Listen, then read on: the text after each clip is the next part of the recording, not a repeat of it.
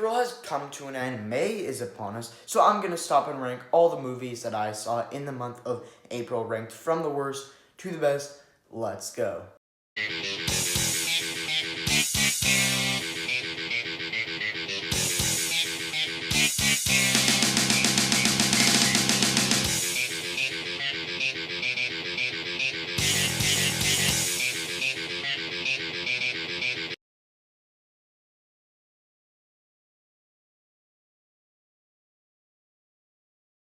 So yes, I'm going to be ranking all 6 movies that I saw in the month of April.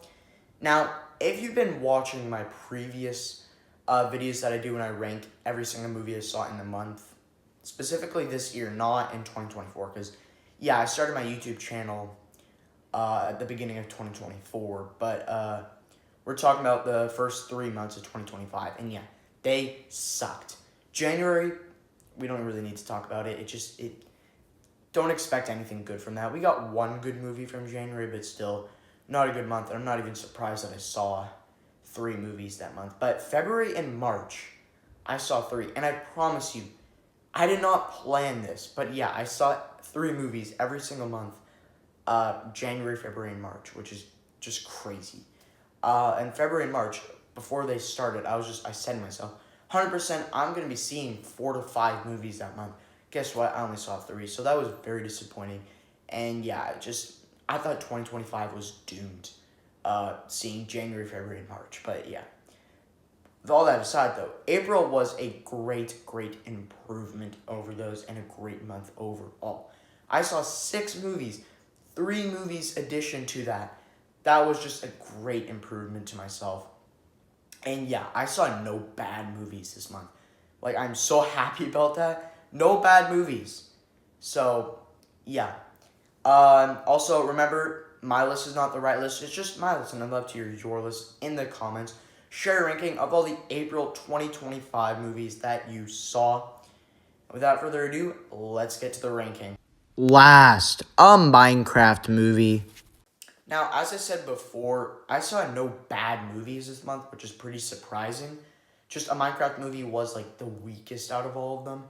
And still, it was an okay film. It's pretty decent because me and like a lot of people, like everybody, thought this movie was going to be awful, terrible, stupid, trashy. It's going to be the worst movie of 2025.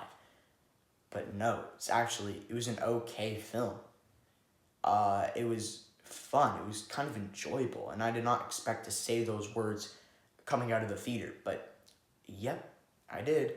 They are true. So still did a pretty good job, and it's kicking butt at the box office. It's like, I don't even know what it's at anymore. I need to double check, but last I checked, it was at 800 million. Not surprised at all if it makes $1 billion, because everyone's going to the theater to say Chicken Jockey, Flint and Steel, I'm Steve. I'm not saying those in like the enthusiastic way. Sorry, no, I'm not saying those that way. If you want to check those out, watch the cringiest intro I've ever done, a Minecraft movie review.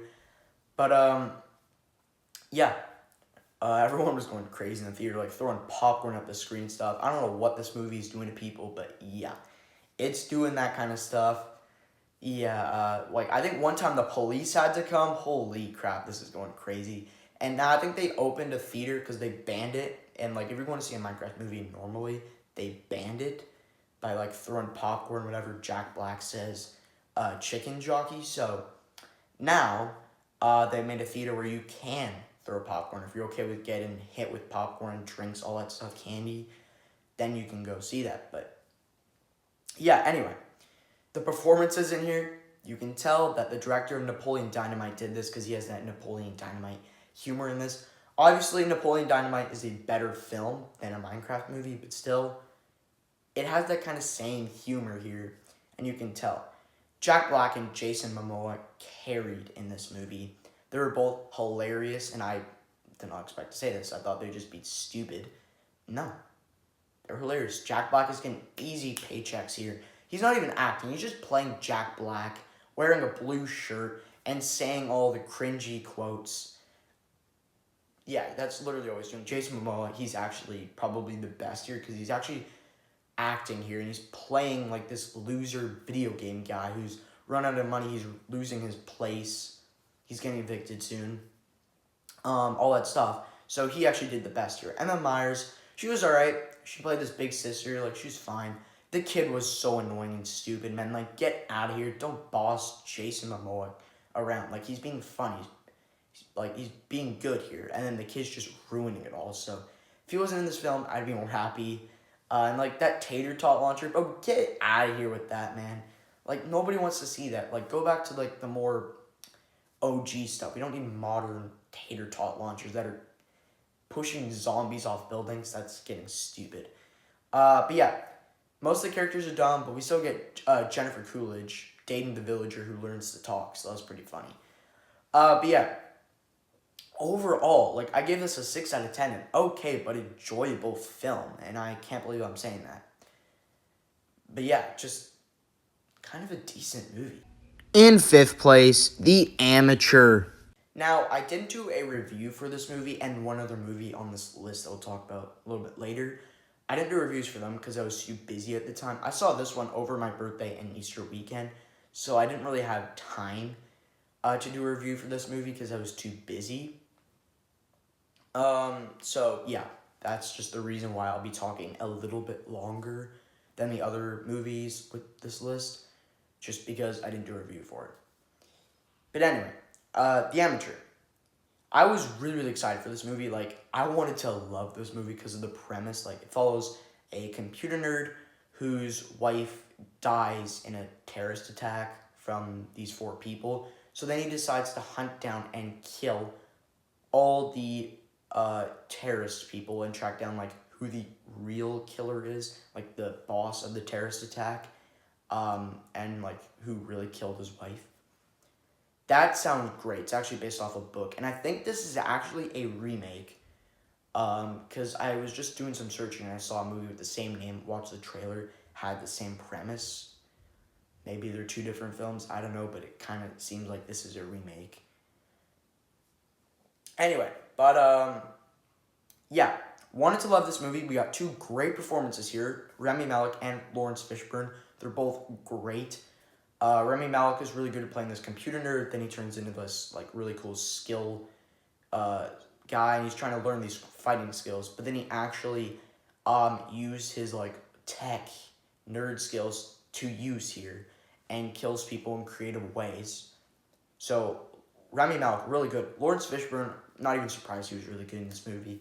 He's training him, and then he's hired to kill him, and they actually end up being good buds at the end, like, kind of cool, and I liked having them on screen together as, like, him teaching him, then trying to kill him. Like, it's fun. So yeah, I like that. The action was a big letdown here. The first half is so freaking boring.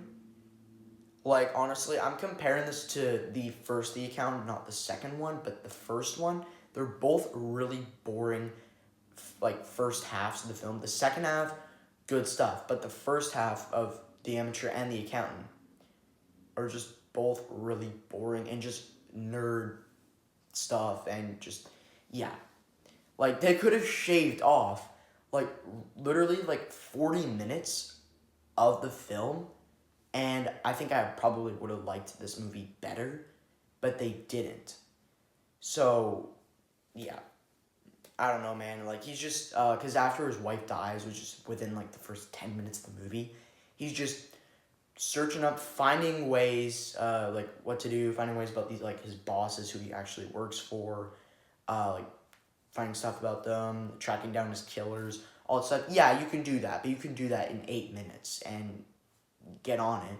Instead, he takes 30 minutes to actually do all this stuff for some reason. But also, yeah, he does have to have his grieving time about his wife dying. You could do that in 5 minutes. Another 5 minutes of doing all the work to find out who you actually work for, the killers, all that stuff. You can do that in, like, 15 minutes. And then you can be good. Honestly, less than 15 minutes. Instead, you take 30 minutes and you just, it's so boring. So, yeah, did not like that at all.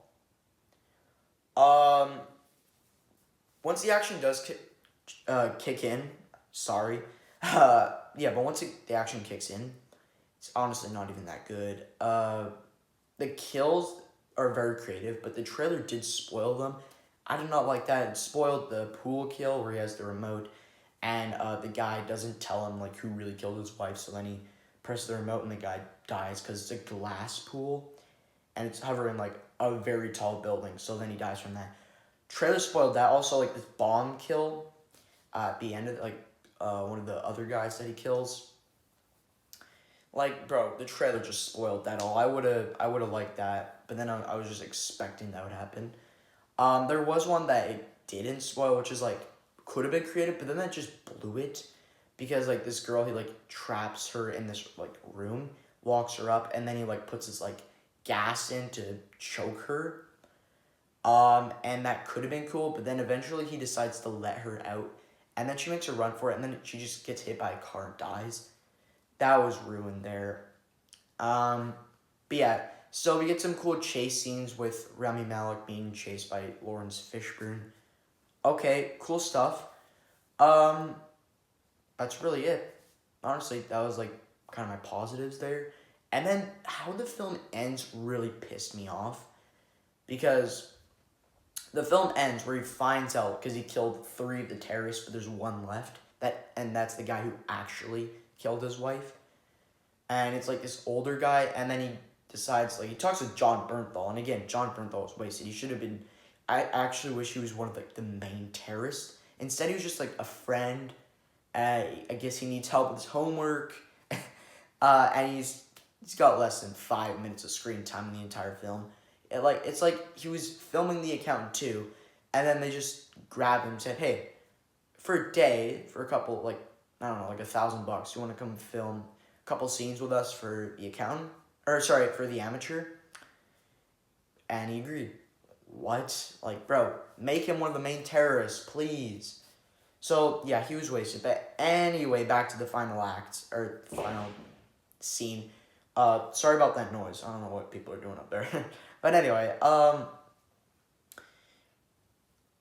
what were they thinking though? Like, after he talks to John Bernthal, he gets kidnapped, taken on a boat, and then he learns about the guy who actually killed his wife, and then he's actually this nice guy, and he's like lets him go and stuff, and then Charlie decides not to kill him. What were you thinking, man? You went all like far away to kill these 3 people who literally didn't kill your wife to get information to kill this one person, and you don't even kill him? What the hell, man? That really pissed me off. So I just was so freaking pissed at that ending. Then after he gets let go, and yeah, the guys do go to jail and stuff, but still, you should have killed him. Or like have a creative kill in there, like maybe sink the boat or something. That didn't happen. But yeah, and then after, I guess Lawrence Fishburne survived, because there's like this party scene where this other guy's hired to kill him. And he actually managed to survive that. And yeah, the cool buds stuff. So that's really the entire film.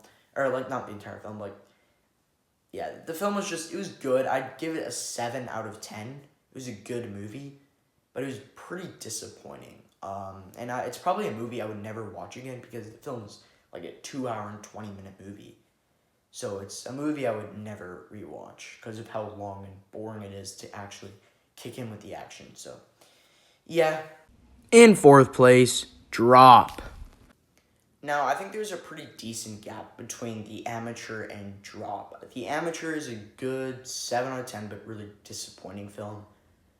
Drop here is a really good 7.5 out of 10 movie, and a movie that I kind of had a blast with. I love these whodunit thrillers, and that's what this is, but it does it in a creative way. It's not just like these people go in a house and then the lights turn off, someone gets murdered, and so on. This is like a girl goes on a date, and then she gets these airdrops saying, you have to do this, you have to do that, you have to kill your date, you have to kill this person, stuff like that. So it did it in a really cool way. And Christopher Landon, man, he needs like more movies kind of like this. Like, he did both of the Happy Death Day movies. They're on my 2 watch lists. I just haven't seen them yet. Same with Freaky. I need to see that too. So this was my first film with him, but still, he did a really good job, and I think he should do a lot more movies. He should be talked about more, and yeah, so he's becoming one of those directors. After one movie, he's becoming one of those directors where any new movies coming out with, it is on my calendar, and I'm gonna see it. Even though I did hear that both of the Happy Death Day movies and Freaky are both pretty good movies, so yeah. He's just one of those directors. And the cast here, I don't really know any of the members of the cast in this, but the guy who plays the date, he did really good. And this is a real life scenario, and he actually didn't leave at any point because she starts acting weird by doing all these tasks, lying to him a bunch, and then at one point, yeah, he does want to leave. Then she convinces him to stay. What? How does he not leave? He must be very desperate to date her, get her, to go on more dates with her, or something. He must be desperate. I don't know. But he just doesn't leave, and he just stays. So the guy who played him, did a really good job. And also the girl, she did also really, really good job. It just, out one side she's just making excuses, leaving, trying to do all these tasks, while also trying to stay on the date and not let him leave. So she did a really, really good job, and the movie was intense, especially and it does get ridiculous at the end. The whole reveal was actually very good because it made me guess all these people, but then eventually it just turns out to be this guy. It was a nice guy who was just in the background. And then I think that was a really, really good twist.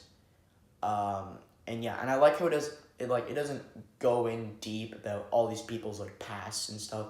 Get to develop the characters now. We don't even follow them. Just she bumps into this one guy, she has a little conversation with this one guy, stuff like that. That's what it does.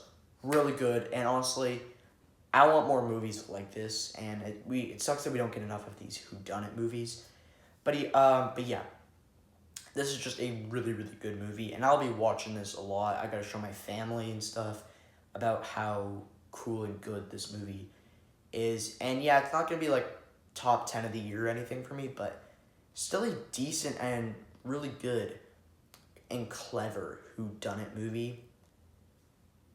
And it's just a fun movie. In third place, Havoc. For those of you who don't know what this is a new Netflix crime thriller action film directed by Gareth Evans, starring Tom Hardy. Hearing that it's a crime thriller action film starring Tom Hardy makes me want to see it because, first of all, Gareth Evans, I barely know who this guy is. There's been a lot of buzz for this movie that he's directing it, and I guess he did the Raid movies, which I have not seen yet. I'll put them on my list, especially after seeing Havoc. I really want to see them. But yeah, and then Tom Hardy, man, he is just a great actor. He's just so great. He was actually pretty good in the Venom movies, but he's fantastic in a lot of other stuff. He's in The Dark Knight Rises as Bane. There's hundreds of other stuff that he's in, and yeah, just a great actor. So seeing him in this, hell yeah, sign me up. The only downside is that it's a Netflix movie. I don't know, because they don't have a great track record so far this year. They did Back in Action, which is another Netflix action film. That film sucked. It's the worst film of the year, in my opinion. Also, The Electric State, second worst film of the year for me. So, yeah, not a great track record for Netflix. They had my two worst films of the year so far there. So, yeah, I was hoping this movie would turn it around, and absolutely it did. It's not a great movie, but I really recommend this. If you love gory, bloody, crime thriller action films, this is the movie made for you. Because yes, it's pretty damn gory and bloody. We get some, not gruesome kills, but it's not one shot and they're dead. They go 13 shots in to kill somebody. So yeah, but the first half is just this crime thriller, and I love the city that they're in. Immediately when they set it up, when they're in this semi-truck, sets up all this cool city, and yeah, I feel like I'm in a cool ride, a good ride for this movie. And I just really liked it. It takes place during Christmas also, Christmas Eve, which if they added more Christmas stuff and released it in December, which why are you releasing this in April?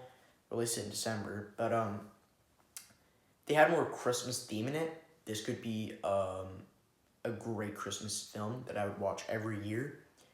It's not quite there. If it was a little bit better, then maybe, even though it didn't have enough Christmas themes, but still enjoyable as hell.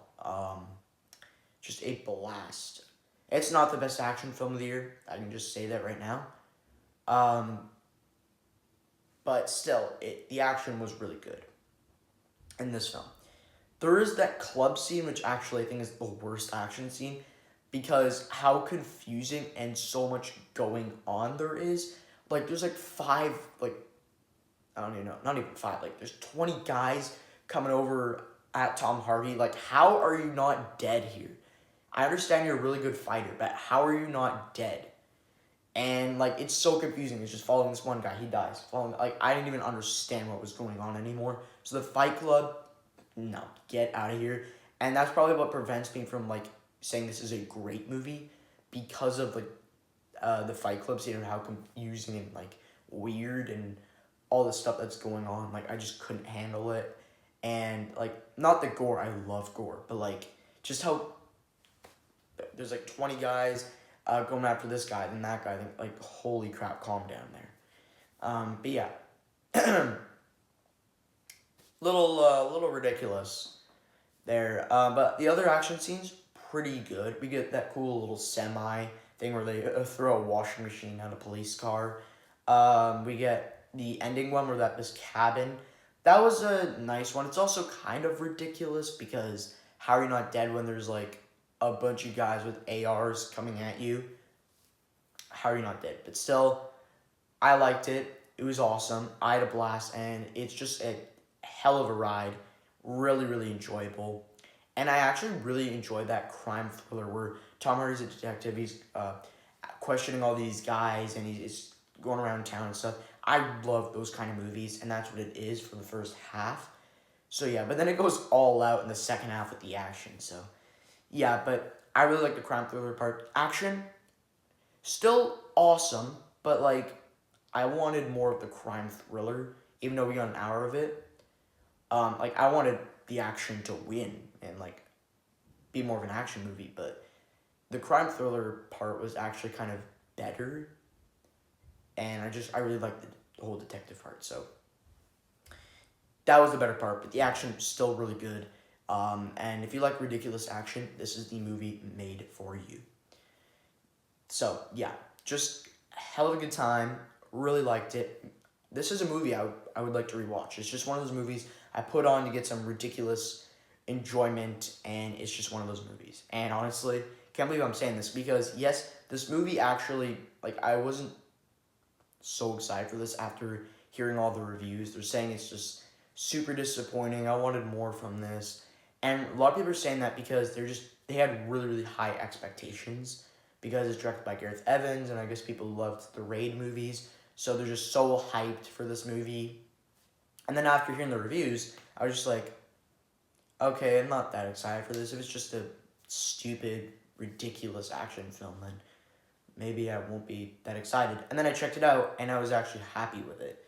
So I toned down my expectations after hearing the reviews, because I watched the trailers and I was hyped, but after seeing the reviews, toned down my expectations, and I was happy with this movie.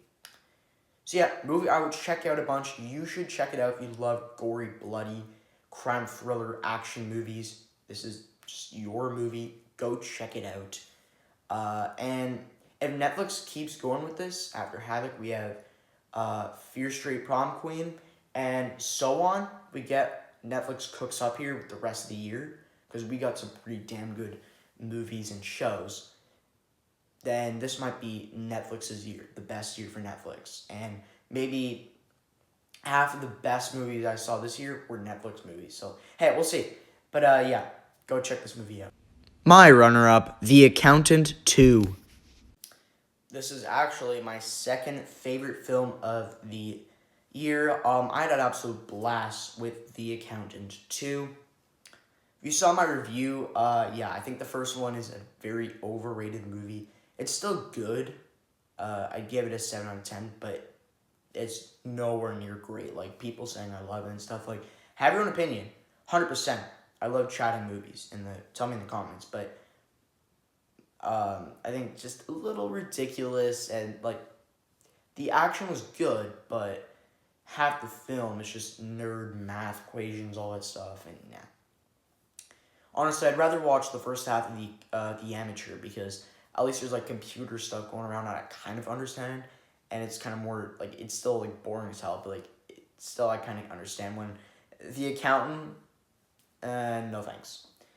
But yeah, this film just improves on that, because we also we wanted that brother dynamic when they're keeping it a secret that Braxton and Christian Wolf are brothers, and they're just doing their own things. I mean, it's kind of obvious, but they want to keep it a secret. Then finally, at the end, they reveal it, and then like the movie just ends.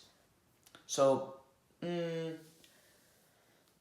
don't know what to say to that. It's just like, we're disappointed. And then finally, like 8 years later, we get this, and we get that awesome brother dynamic. I loved it. We get that cool bar scene. And Christian Wolf's trying to pick up a girl. And yeah, it's just awesome. We get some more brother dynamic scenes. I loved it. I wish we got more of that. And I would have took two separate movies of The Accountant too. One, the detective crime kind of thriller action film, and then the brother dynamic. Two separate films of The Accountant too. I would have took that 2 hours of the one action stuff and 2 hours of the brother dynamic. I would just be satisfied and enjoyed, and I could take 3, 4, 5 of The Accountant. Like, I just keep going, Gavin O'Connor. We need more of these The Accountant movies. Like, just don't stop, man. Like, I can handle 3, 4, and 5. I'd be good with that. And I think he confirmed 3, so that's good news, man. And hopefully if he starts production soon, we can get this by like 2028 or something. But yeah, we'll see. But this is just an absolute blast. We get that awesome action scene at the end. That was just so much fun. That whole shootout. Loved that. And more stuff. There's a couple more action sequences. And